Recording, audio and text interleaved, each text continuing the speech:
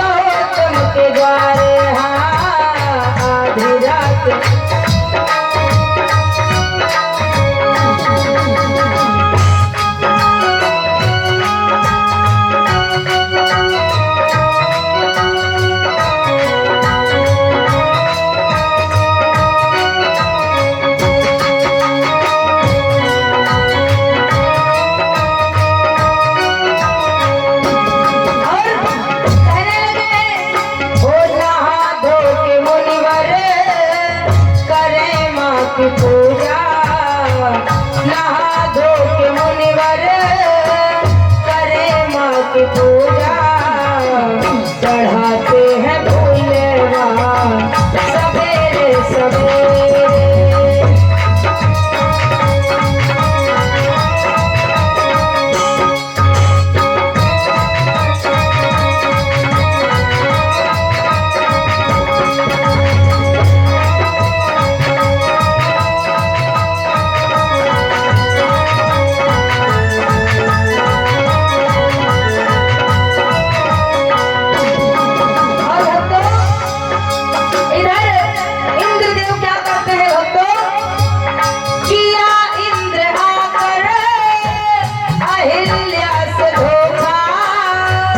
मुनि बन के आया वो पाकर के मौका हो मुनि बन के,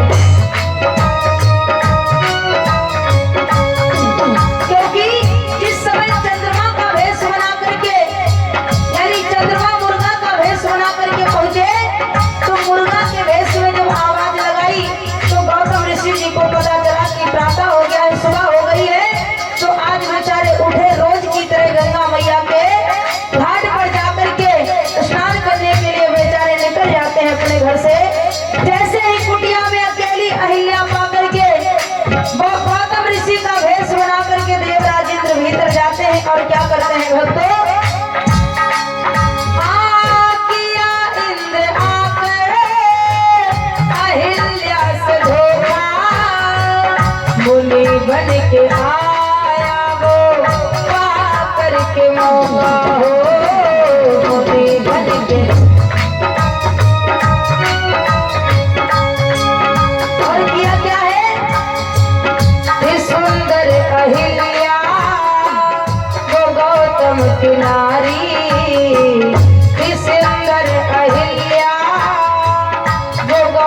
राम की नारी किया इंद्र ने छल सवेरे सवेरे।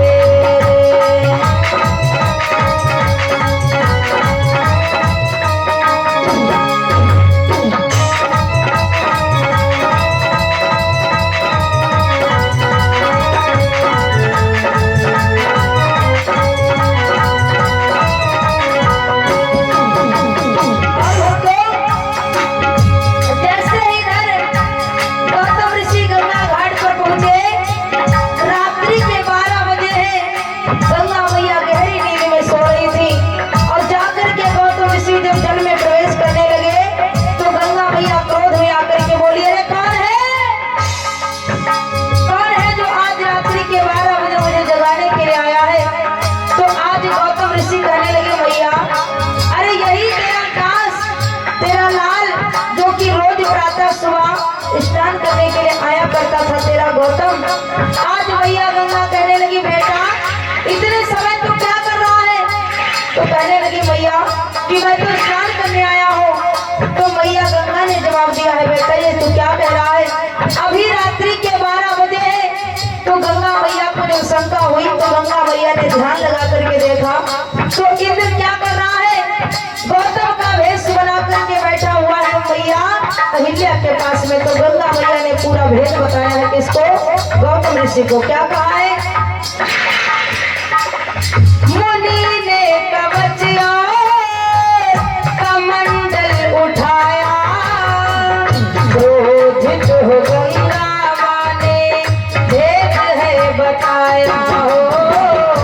क्रोधित हो गंगा माँ ने भेद है बताया। और क्या कहा?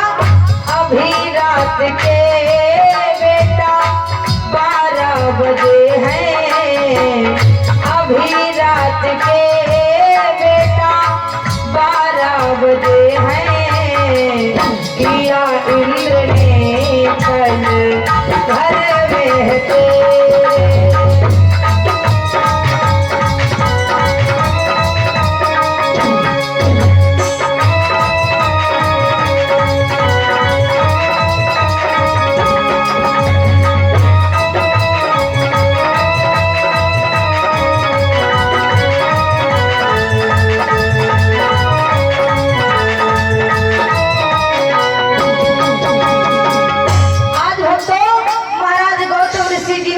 सुना एकदम से क्रोध में आकर के क्या करते हैं भक्तों?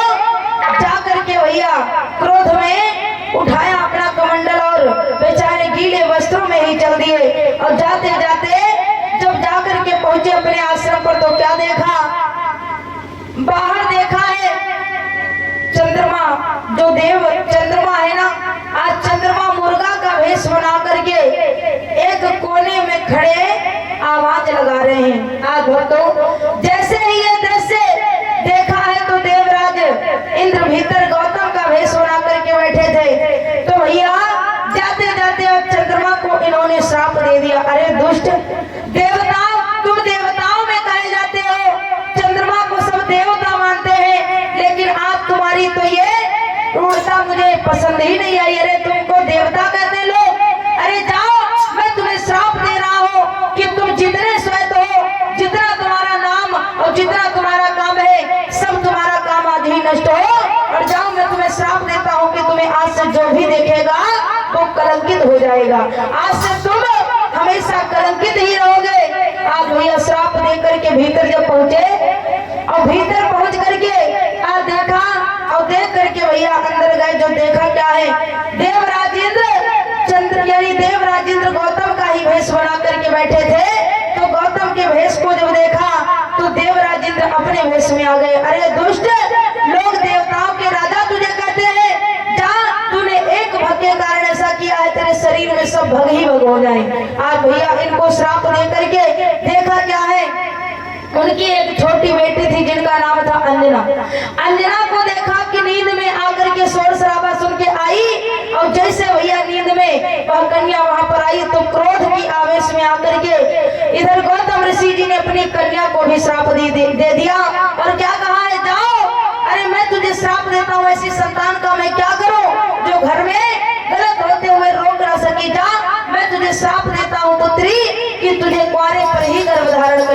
जाएगा। आज भैया जैसे श्राप दिया, अहिल्या मैया क्षमा मांगने लगी, मैं क्या करूं, मैं तो जान ही नहीं पाई कि आप हो कि ये देवराज इंद्र है। तो कहने लगे वाह, अरे पतिव्रता स्त्री बनती हो और अपने पति और गैर को नहीं जान पाई। जाओ मैं तुम्हें श्राप देता हूँ कि तुम इसी क्षण पत्थर की बन जाओ। आज भैया जब सब श्राप देने के बाद में पत्थर के समान माता भी बन गई और इधर चारों लोग आकर के भैया भगवान यानी जब गौतम ऋषि थे, गौतम ऋषि के पास में गए और जाकर के देवराज इंद्र ने क्षमा मांगी, चंद्रमा ने क्षमा मांगी, अहिल्या मैया ने क्षमा मांगी और इधर उनकी एक जो छोटी सी बेटी थी उसने भी क्षमा मांगी कि पिताजी मेरा क्या कसूर है। और ये बात ध्यान रखना कि ऋषि की बात, संत की बात कभी झूठ नहीं होती है, इस बात का भैया प्रमाण है, क्योंकि लिखा है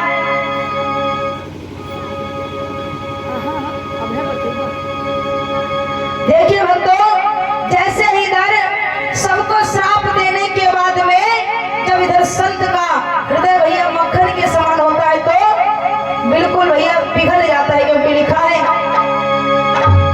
कि संत